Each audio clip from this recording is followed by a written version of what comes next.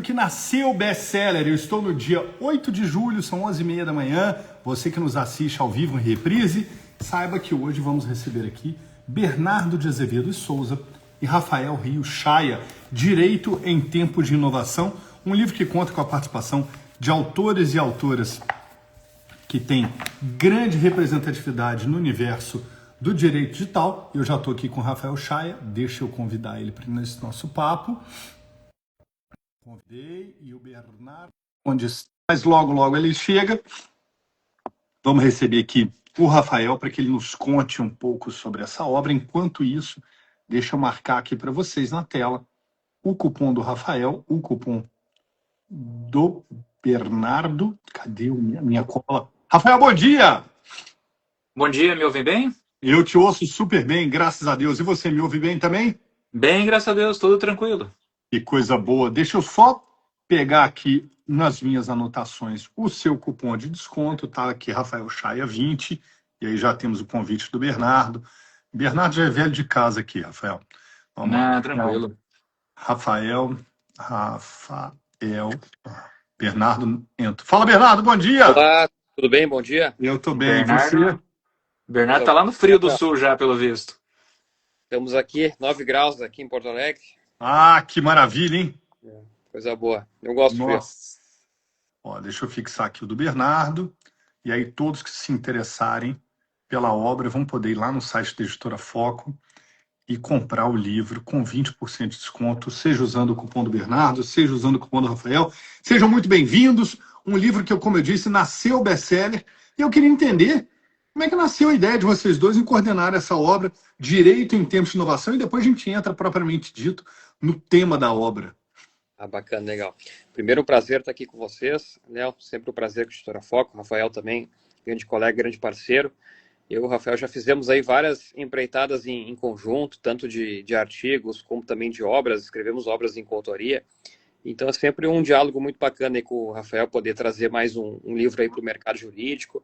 E justamente essa ideia de trazer convidados também e profissionais da área jurídica, e com vários temas, né, inovadores, né, Léo? Nosso enfoque aqui foi trazer, de fato, discussões muito inéditas, atuais, com vários profissionais, que eu acho que isso que engrandece muito o mercado, e diálogos que a gente não vê muito em outras obras, né? Então a gente quis trazer justamente para cumprir esse nosso papel também de sempre estar incentivando a discussão na área jurídica. Então foi um grande prazer aqui estar juntamente com o Rafael, Editora Foco, trazendo essa obra de Direito em Termos de Inovação, juntamente com outros colegas, para poder trazer essas discussões super atuais. O Rafael, o Bernardo, ele já é velho conhecido da Foco aqui, como autor que capitaneia a inovação. Ele tem outras tantas obras que falam tanto de educação quanto de direito digital, essa questão de inovação. Mas e você? Como é que é a sua trajetória nessa área do direito e da inovação? Bem, direito digital, eu comecei a trabalhar em 2008 ainda. Olha. Na época dos primeiros debates do anteprojeto do Marco Civil da Internet. Eu sou especialista em direito digital e compliance, sou especialista também em direito de criptoativos e blockchain pela Escola Superior da Magistratura Federal do Paraná, sou especialista em direito digital e inteligência artificial pela FAAP, tenho mestrado em direito privado europeu e inteligência artificial pela Universidade Reggio Calabria na Itália, fiz mestrado e doutorado em desenvolvimento local. A minha pesquisa de doutorado foi voltada para direito digital, fiz o meu pós-doutorado em direito e novas tecnologias e atualmente sou presidente da Comissão de Direito Digital da OAB de Mato Grosso do Sul já há 2 gestões. Legal. E a gente sempre tem trabalhado muito essa questão da inovação em sala de aula. Sou professor de direito digital na Universidade Católica Dom Bosco desde 2014. E atualmente estou à frente também da parte do digital no Centro Universitário Instead, aqui em Campo Grande, Mato Grosso do Sul. A ideia da obra, junto com o Bernardo, ela veio exatamente por conta das parcerias. A gente já participou de eventos, a gente já fez palestras. A primeira obra que a gente fez junto, inclusive, foi uma sobre metaverso, na época que o metaverso estava muito em evidência. A gente já trabalhou muito questões relacionadas a golpes digitais, só que a gente percebeu que o cenário está pivotando, o cenário está mudando. Muita coisa está acontecendo ao mesmo tempo e o direito não está conseguindo acompanhar. Exatamente por isso a gente fez questão de convidar um seleto grupo de professores para juntos a gente debater exatamente o que está mudando tanto assim no direito. O que a gente tem que preparar o profissional hoje para poder abraçar essas inovações que estão mudando o cenário como a gente conhece. Importante você destacar isso, Rafael, porque infelizmente a internet ela dá voz para quem tem mais força muitas vezes, né? E vez por outra aparecem, sem mencionar obviamente quem são, mas aparecem alguns oportunistas que se dizem especialistas em uma ou outra área. E a Foco, com a curadoria que a Roberta faz de catálogo, ela justamente está preocupada não em visibilidade, mas em qualidade. E quando você se associa ao Bernardo, que já vem construindo na Foco essa imagem de qualidade, de seletividade, de assertividade de conteúdos, a gente fala, poxa, deixa a gente saber um pouco mais sobre o Rafael, o que ele traz para essa obra e como essa obra contribui para o mercado. E é justamente isso, né? O direito ele está tentando se adaptar a essas mudanças, mas obviamente as mudanças têm sido mais rápidas, né? E aí vocês se juntam então para coordenar direito em tempos de inovação. Qual é o eixo? Já que são muitas as inovações, qual seria o eixo? Bem, inicialmente a gente pensou em trazer um foco nas tecnologias mais disruptivas, Tá? aquelas questões que realmente não estão tão em pauta. Que a gente vê hoje muita gente, por exemplo, falando de proteção de dados, a gente vê as pessoas falando de segurança digital, a gente vê as pessoas agora falando sobre inteligência artificial, mas a gente vê poucas pessoas falando, por exemplo, sobre o mercado de esportes, que é extremamente lucrativo no Brasil e tem crescido cada vez mais. A Sim. gente vê poucas pessoas falando sobre fenômenos como, por exemplo, o da realidade sintética e da internet morta. A gente vê poucas pessoas falando, por exemplo, sobre a questão da internacionalização do direito. Então, a gente quer pelo menos jogar luz para um debate que inicie sobre essas temáticas que estão um pouco periféricas hoje no direito digital, mas que demandam a atenção hoje dos profissionais do direito, porque são os problemas que estão batendo a porta dos escritórios e que muitas vezes o advogado, o profissional, não está pronto para dar uma resposta, porque pouco ou quase nada foi debatido sobre esse tema. Bernardo, quer complementar alguma coisa? Então, dentro dos temas ali que tem na obra, para o pessoal que está nos acompanhando também, Léo, nós temos aí discussões sobre bens digitais, inclusive com o Bruno Zampieri, da Foca também, né?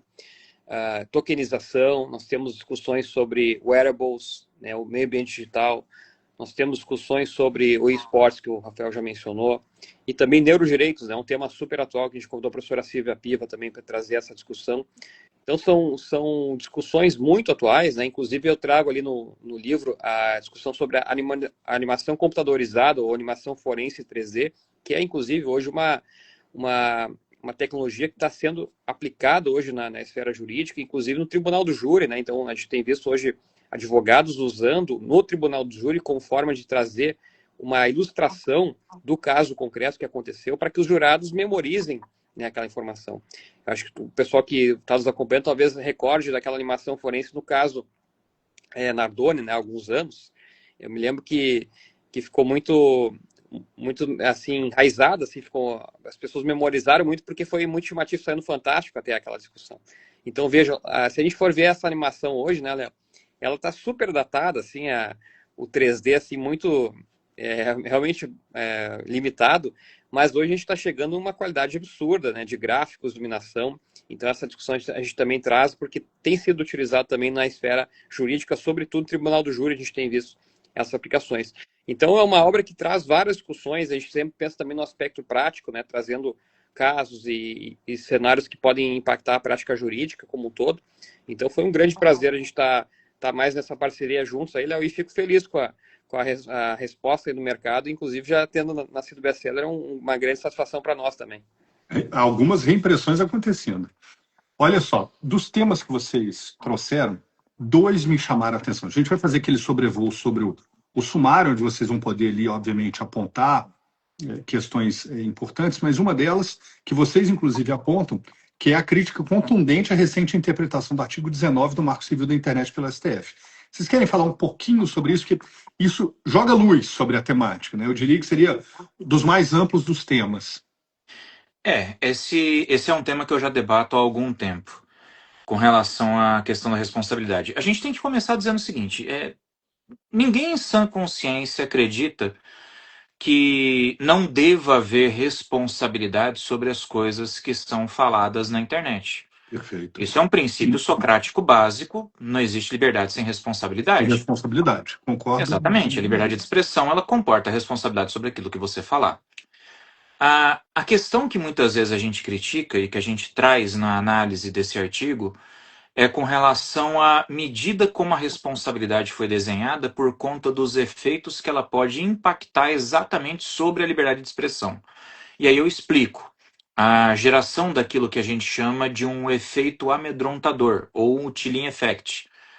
Como assim? O que isso significa? A partir do momento que você estabelece que o provedor de aplicações ele passa a ser completamente responsável pelos conteúdos, sem a necessidade de uma ordem judicial para a exclusão desses conteúdos, ou seja, eu não vou ter um processo, eu não vou ter um contraditório, eu não vou ter uma ampla defesa, eu não vou ter uma análise aprofundada do fato. Eu vou ter uma ordem de exclusão sob pena de sanção. A tendência é que as empresas elas subam o nível da moderação para que elas evitem conteúdos que possivelmente possam se converter em responsabilidade. Mas aí você pensa, pô, mas isso é bom, ok. Só que como é feita a moderação? Esse foi um debate que não aconteceu no julgamento praticamente. O ministro Barroso ele até abordou alguns desses pontos, mas o como é que pega? A moderação hoje ela é majoritariamente feita por meio de algoritmos. E o algoritmo ele não é capaz de interpretar contexto, o que gera aquilo que nós chamamos de falsos positivos. A análise não é humana. Você pega o YouTube recebe 500 horas de vídeo por minuto. É impossível você fazer uma moderação humanizada. Então, a partir do momento que você associa uma moderação mais rigorosa com um algoritmo que não interpreta contexto, você vai ter um impacto maior na questão desses falsos positivos, o que já tem inclusive estudos que dizem que até 2029 podem impactar o judiciário em quase 700 milhões de reais. Só com novas ações para recuperação de conteúdo. Ou seja, o judiciário tirou dele a responsabilidade da exclusão do conteúdo, mas trouxe para si a responsabilidade para a recuperação do conteúdo. Então nossa crítica está um pouco não com relação ao mérito, mas com relação à forma como foi escolhida para se desenhar essa responsabilidade. Perfeito. Outro ponto que me chama a atenção, e que aí eu acho que vocês trazem luz também para debates que ampliam os conceitos e ampliam as possibilidades de atuação, é a questão justamente do wearables. O que são os wearables? Do que estamos falando para quem é leigo, para quem está de passagem pelo Spotify? Que é o wearables? O que é isso? Esse é o artigo da Adriana Capriles, professora também muito amiga nossa, uma pessoa excepcional. Inaugura o livro, inclusive. São os vestíveis, né? É o relógio, é o smartwatch que você usa, é o seu fone de ouvido, que agora as próximas gerações de fone de ouvido agora vão ter até câmeras, os fones de ouvido que agora medem também batimentos cardíacos. A gente tem visto agora a onda dos óculos com inteligência artificial e câmeras embutidas. O fato é que nós temos hoje uma quantidade... Anel, a gente tem até anel. Se bobear, eu devo ter um anel perdido aqui em algum lugar também inteligente. O grande problema é que nós temos hoje uma quantidade de tecnologia que nós carregamos conosco que absorvem e coletam uma quantidade absurda de dados e informações e muito pouco ou quase nada a gente sabe com relação a como esses dados vão ser utilizados, o que abre aí toda uma nova gama de biodireito que tem que ser discutida. Sim. A gente acha bonitinho usar, Isso. mas não sabe o que está vindo por trás disso. Né? Os smartwatches, né? Então, medindo os batimentos cardíacos, o oxímetro. Né? Hoje, o próprio computador, né? Acho que muitos de vocês aí que estão nos acompanhando também, vão desbloquear usando o rosto também, né? Então, já fazendo uma ampliação aqui da computação vestível, nosso próprio dedo é uma expansão também, né? Porque a gente acaba colocando aqui os nossos dados. Então, tem os exemplos que o Rafael falou. Teve muita discussão sobre os óculos, né? Com realidade aumentada, que é acho que um dos maiores problemas que se trouxe.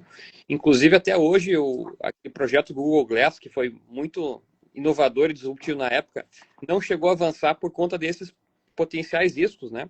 Justamente de uma pessoa ficar 24 horas filmando a sua realidade perfeita, perícias digitais aí também, outro livro que a gente traz essa conexão com provas digitais, né? Então, tá na linha do que o professor Rafael está falando, hoje nós deixamos uma série de dados nesses vários ambientes, então dados de saúde, dados corporais, e isso tudo pode ser utilizado, inclusive com alguns casos que a gente já viu nos Estados Unidos desses assistentes, né, essa computação vestível como um todo, ser utilizado de algum modo, né, para comprovar argumentos e fatos.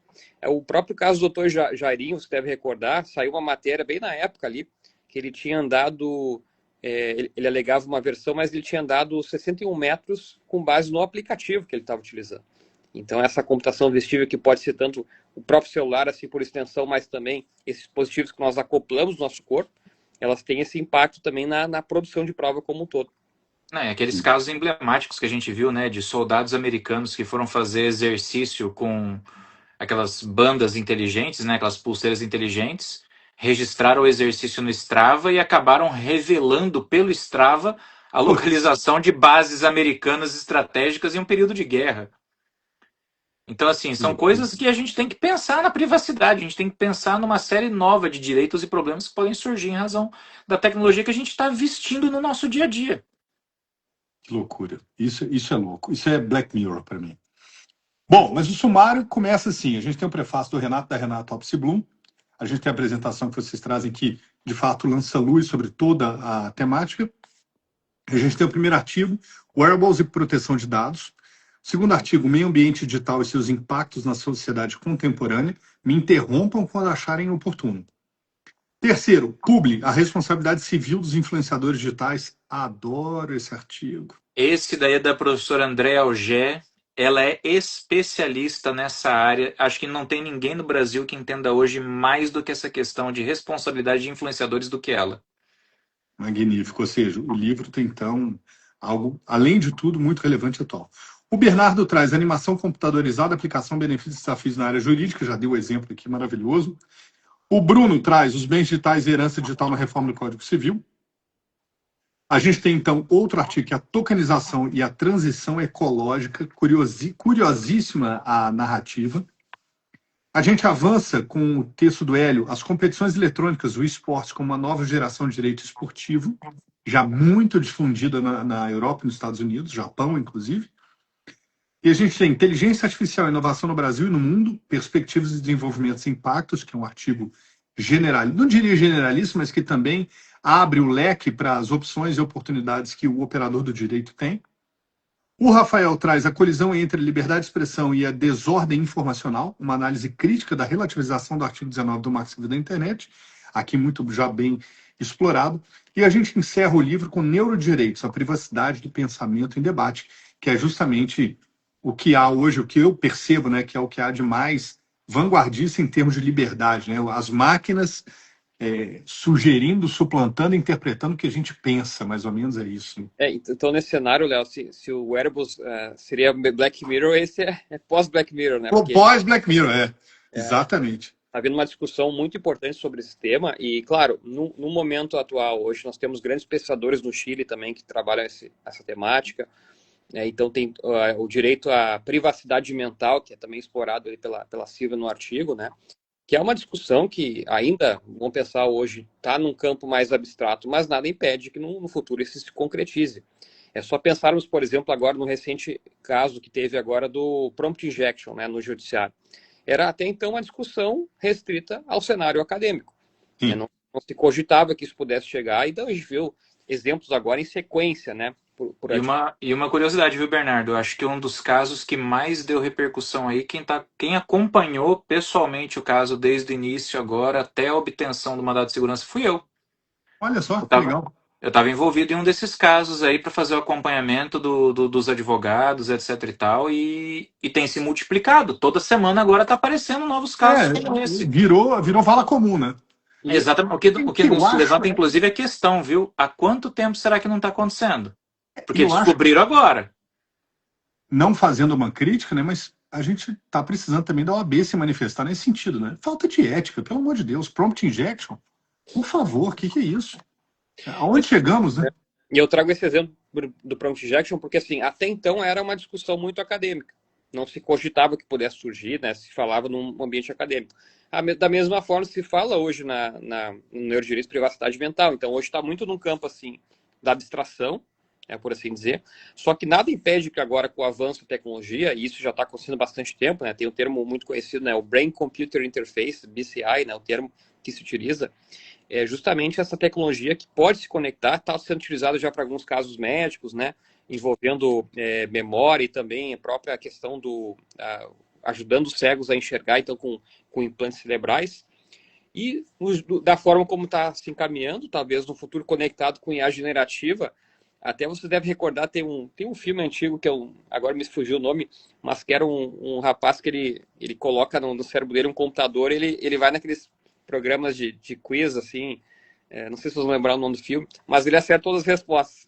Então, o cenário mais extremo que pudesse ter essa inteligência acoplada aqui dentro da mente, a pessoa pudesse responder de bate-pronto qualquer tipo de pergunta feita com esses insights da IA. Isso até, eu já vi um protótipo disso, né? Mas, então, toda essa discussão pode vir à tona, né, Léo? Então, no primeiro momento, a gente está num campo da abstração acadêmica, mas o nosso papel aqui é justamente provocar essas discussões, trazer temas que podem, mais cedo ou mais tarde, né, ter um impacto. Talvez tenha faltado alguns, né, a própria computação quântica, que é um debate também que está cada vez mais surgindo, mas a gente quis trazer aqui grandes insights para que os leitores compreendam, né, o que está acontecendo e possam já se antecipar para esses cenários futuros. Até porque a computação quântica é algo que a gente está esperando para 2, 3, talvez 5 anos. Os temas que foram escolhidos para essa obra são aqueles que eu e o Bernardo a gente percebe que já estão batendo a porta do judiciário. São aqueles que estão exigindo as respostas mais rápidas. Então é o que a gente vê que está produzindo efeitos mesmo hoje na prática. Então a gente enxergou eles como sendo os prioritários nesse momento. Que são grandes oportunidades para o advogado exercer a advocacia em qualquer dos municípios do Brasil. Agora, para a gente fechar, aí a gente vai para o nível da curiosidade, a gente foge um pouco da temática do livro. Mas na semana que passou, a gente fechou o nosso ciclo de leituras digitais com o CEO da Anthropic falando que ele era de opinião que a gente deveria pausar a IA. Qual que é a opinião de vocês? Eu acho que pausar é inviável, mas dá para tirar um pouco o pé do acelerador. Não porque eu acho que a IA vai virar Skynet ou algo do tipo assim, não é por isso não. O problema é que a IA ela tem uma limitação relacionada à sua escalabilidade. A IA ela precisa de cada vez mais energia, ela precisa de cada vez mais recursos hídricos, ela precisa de cada vez mais dinheiro sendo injetado. E a tendência é que isso vá gerar um fenômeno de bolha que uma hora vai estourar. Então, eu creio que ser necessário dar uma desacelerada para parar de pesquisar um pouco a questão da potência e começar a pesquisar um pouco a questão da eficiência. A gente precisa de modelos mais eficientes do ponto de vista do consumo de energia e do consumo de recursos. Porque você hoje tem uma demanda energética cada vez maior, a ponto de algumas IAs estarem, inclusive, cogitando construir mini usinas nucleares só para abastecer os seus servidores. Sim. Gastando milhares e milhares e milhares e milhares de litros de água. Ah, mas pode usar água poluída, não tem problema. Tem um documentário que mostra os impactos ambientais nos bairros que vivem próximos aos servidores de inteligência artificial da Meta. E o impacto é muito forte na qualidade de vida das pessoas. Então, é preciso começar a tirar um pouco o pé do acelerador na potência e começar a investir mais na eficiência. A gente precisa de modelos que sejam mais eficientes. Porque senão vai ficar caro até para a gente usar. Você vê os casos de empresas... Exato, empresas gastando mais do que toda a folha de pagamento dos funcionários somente com uso de inteligência artificial. É porque a IA é cara, ela está cara hoje. A gente tem que buscar modelos que sejam mais eficientes. Só complementando, antes de passar a palavra para o Bernardo, né? Mas eu usava inteligência artificial X para me ajudar aqui. Aí apareceu uma outra Y. Inicialmente mais interessante, e eu de cara já fiquei viciado nela. Eu paguei R$ 1.200 de IA nesse mês. Uma coisa que até outro dia não fazia parte do meu Orçamento. Orçamento. E eu, 1.200. Falei, cara, como pode isso? E num artigo científico publicado recentemente, eu vou tentar lembrar a fonte, eu gosto de falar as fontes. Acho que foi no The Economist. Nos Estados Unidos, relatos de granjas no estado de Phoenix, talvez, não me recordo, falando que a produção das galinhas diminuiu sensivelmente em razão do ruído gerado pelos data centers. Nem sabia que gerava ruído, agora também impacta a produção de ovos, enfim. É uma loucura, a gente não pensa nesses impactos paralelos, né, Rafael? Isso. E eu ia acrescentar também os impactos psicológicos disso, Léo, porque eu tenho estudado bastante essa parte, mas, por exemplo, hoje tem um fenômeno que tem se caracterizado cada vez mais para quem usa IA, né? Nós somos usuários de IA e vários outros milhões de pessoas também estão usando, mas que é o fenômeno da justificação do esforço, que para muita gente, né, agora, um trabalho feito, vamos pensar uma petição feita, que antes era feita pelo advogado capa a capa, seja a partir de um modelo, seja a partir, né, do zero, a pessoa começar do zero. Agora, para muitos profissionais, dá aquela sensação de que eu não me sinto proprietário daquele material. No final, assim, não dá aquela realização que se dava antes. O próprio trabalho de fazer uma peça, dava aquela sensação pessoal, né, de satisfação, não está mais acontecendo. Isso eu receio, né, claro, um temor que eu tenho é que talvez para muitos profissionais, pensando que nossos colegas advogados também, talvez a advocacia possa perder o sentido, o propósito, porque a pessoa não se sente mais atuando de fato, ela está delegando muito do pensamento para a IA. Então são questões que eu me preocupo agora, tenho trazido para o pessoal, ao mesmo tempo que tem esse grande potencial, mas também nós mesmos talvez tenhamos que usar de uma forma não tão dependente. Exato. De fato, Isso aí me lembra uma história, viu, Bernardo? Qual? É história real, e me lembra muito essa história. A história da massa de bolo pronta. Quando a massa de bolo pronta foi inventada, você só precisava misturar água. Você misturava água, botava no forno e o bolo ficava perfeito. Só que não foi um sucesso de venda. Por quê? Porque as pessoas elas achavam que elas não tinham feito o bolo. Elas perdiam essa questão. Aí o que o pessoal fez? Mudou para colocar ovo, manteiga e leite. Para a pessoa ter a sensação de que realmente fez o bolo. Sabor. Exato. Bolo. Ou seja, é isso que você está falando. isso aí. Essa questão dessa precarização do sentimento de realmente ter feito o próprio trabalho. Agora, um ponto que eu acho que vai explodir a discussão em breve, ainda relacionado à inteligência artificial, e que eu acho que a gente tem que ficar ligado com relação a isso, são as discussões relacionadas à soberania de IA. O episódio do Fable 5, que aconteceu agora há pouco tempo, do governo americano puxar a tomada da Anthropic e cortar o acesso do mundo inteiro ao modelo, deu start nessa discussão. Os países estão correndo atrás agora de desenvolverem as suas próprias IAs, os seus próprios modelos nacionais. O Japão, que nunca teve tradição nisso, lançou o primeiro modelo agora, o Sakana. Olha o nome ainda, né? Sakana. Mas o Japão lançou agora um modelo de IA. O Brasil está estudando lançar um modelo de IA próprio. Tanto que o Exército não vai desenvolver, o Exército ele vai trabalhar como uma incubadora. Então, a soberania de IA vai ser uma pauta forte agora, já em 2026 e início de 2027. Já temos, então, a pauta para o próximo livro. Já vamos pensar nisso aí. Soberania de IA, colonialismo digital, são temas aí que precisam ser... Direito internacional, vamos começar a tricotar. Bom, eu só cometi um erro aqui, só para a gente caminhar para o encerramento. Obviamente, Phoenix não é estado, né? Arizona é um estado onde tem, inclusive, o maior número de data centers dos Estados Unidos. Peço desculpas pelo meu erro. Passo, então, a palavra para o Rafael para que ele faça as considerações finais desse papo maravilhoso. Se estendeu mais do que o previsto, mas necessário a gente explorar isso aqui e abrir frente de mercado, de debate para os nossos operadores do direito. Vai lá, Rafa. Bem, inicialmente, tem que agradecer demais o pessoal da Editora Foco por todo o atendimento, pelo trabalho de excelência que foi feito. Desde o início aí, mais uma vez, trazendo aí uma qualidade espetacular para essa obra. Agradecer ao Bernardo pela parceria, foi um livro que a gente buscou os melhores nomes para cada tema que a gente escolheu e o resultado final ficou muito além do que a gente esperava.